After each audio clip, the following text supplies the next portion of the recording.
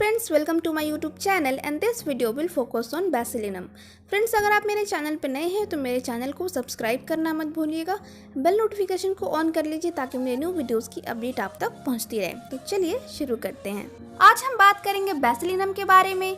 बैसिलिनम एक नोसोड है। नोसोड ऐसी दवाइयाँ होती हैं जो कि डिजीज प्रोडक्ट से बनाई जाती हैं होम्योपैथी में, जैसे कि स्पूटम, पस सेल। तो बैसिलिनम में ट्यूबरक्लोसिस के स्पूटम को कल्चर करके बनाई जाती है। बैसिलिनम और ट्यूबरक्युलिनम में कंफ्यूजन रहता है लोगों को, तो सबसे पहले ट्यूबरक्युलिनम के बारे में बात करूंगी। ट्यूबरक्युलिनम को बनाने का तरीका है, ग्लिसरीन लिया जाता है, उसमें माइकोबैक्टीरियम ट्यूबरकुलाई को कल्चर किया जाता है।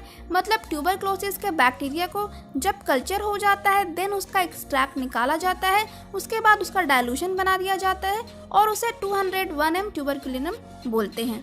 लेकिन जब बैसिलिनम बनाया जाता है तो स्पूटम को कल्चर करके उसका एक्सट्रैक्ट निकालकर डाइल्यूशन बनाया जाता है। तो बैसिलिनम अलग मेडिसिन है और ट्यूबरकुलिनम अलग मेडिसिन है, लेकिन सिम्टम्स कुछ मिलते हैं और कुछ नहीं मिलते हैं। मैं ट्यूबरकुलिनम मेडिसिन का एक अलग सेपरेट वीडियो बना दूंगी ताकि आपको और अच्छे से क्लियर हो जाए। इस वीडियो में मैं बैसिलिनम के बारे में बात करूंगी।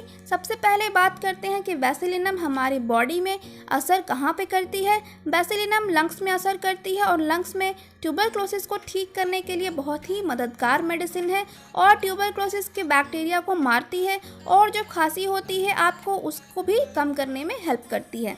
बैसिलिनम बुजुर्गों के लिए बहुत ही इफेक्टिव मेडिसिन है। ऐसे बुजुर्ग जिनको हमेशा खांसी की समस्या रहती है, कफ निकलता रहता है, कभी पहले उनको ट्यूबरक्लोसिस हुआ हो या ना हुआ हो, लेकिन अभी ब्रोंकाइटिस या क्रोनिक ब्रोंकाइटिस की प्रॉब्लम है जिसके कारण कफ हमेशा निकलता रहता है, तो आप बिल्कुल यूज़ कर सकते हैं, बहुत ही अच्छे रिजल्ट मिलेंगे। और अगर आपको बहुत जल्दी ठंड लग जाती है और ठंड लगने के कारण आपको खांसी हो जाती है, कफ की प्रॉब्लम होती है, तो आप बैसिलिनम यूज़ कर सकते हैं।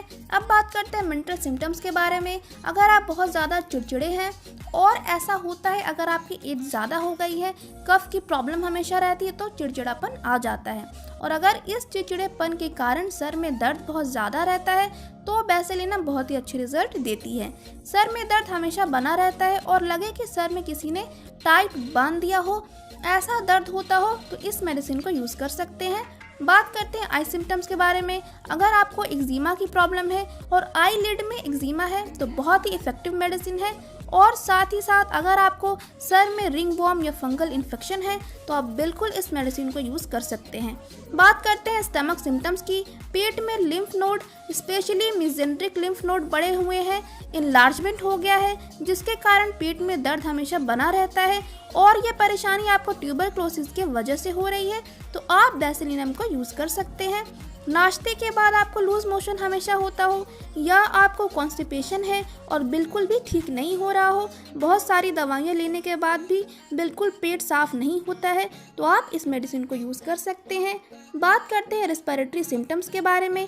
अगर आपको बहुत कम कफ निकलता हो लेकिन खांसी बार बार हो और लंबे समय तक हो, साथ में ट्यूबरक्लोसिस हो या नहीं भी हो, तो आप इस मेडिसिन को ले सकते हैं, बहुत ही अच्छे रिजल्ट देती है।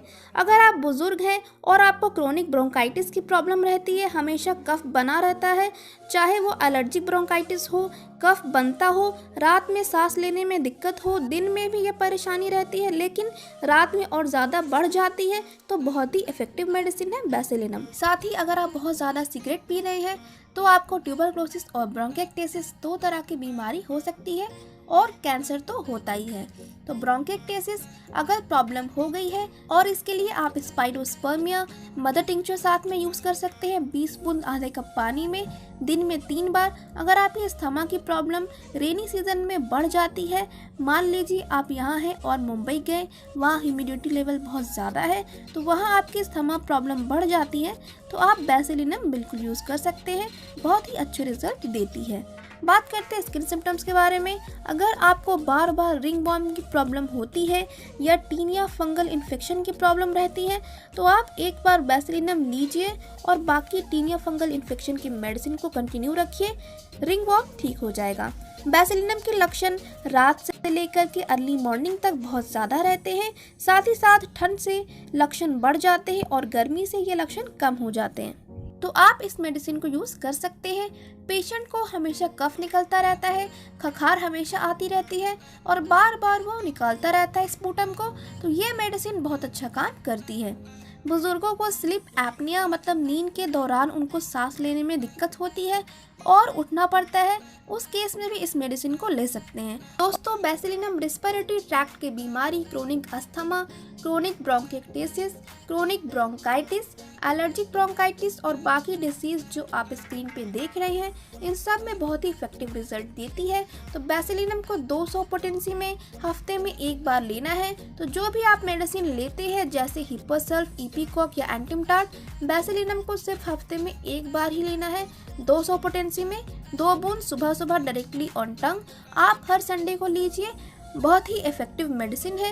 क्रोनिक रेस्पिरेटरी डिजीज के लिए बैसिलिनम, खासकर लंग्स ट्यूबरक्लोसिस के लिए बहुत यूजफुल मेडिसिन है। एक बात और बताना चाहूँगी, सपोज कोई पेशेंट है, उसको बहुत ज़्यादा बीमारी हो या क्रोनिक डिजीज़ हो, मान लीजिए क्रोनिक अस्थमा के लिए मेडिसिन दे रही हूँ एरेलिया रेसिमोसा 30, 1 महीने 2 महीने दिया, आराम लग रहा है, फ़ायदा हो रहा है, लेकिन बीच में उसका आराम कम हो गया है, तो उस दौरान बैसिलिनम लीजिए सिर्फ एक बार 2 बूंद 200 पोटेंसी में। तो जो मेडिसिन दिया था एरेलिया रेसिमोसा फिर से असर करने लगेगी, पेशेंट रिस्पॉन्ड करने लगेगा। बैसिलिनम इम्यूनिटी भी बढ़ाती है, बहुत ही अच्छी मेडिसिन। तो ये था आज की वीडियो में। वीडियो अच्छा लगे तो लाइक शेयर कमेंट ज़रूर कर दीजिएगा। फिर मिलते हैं नेक्स्ट वीडियो में।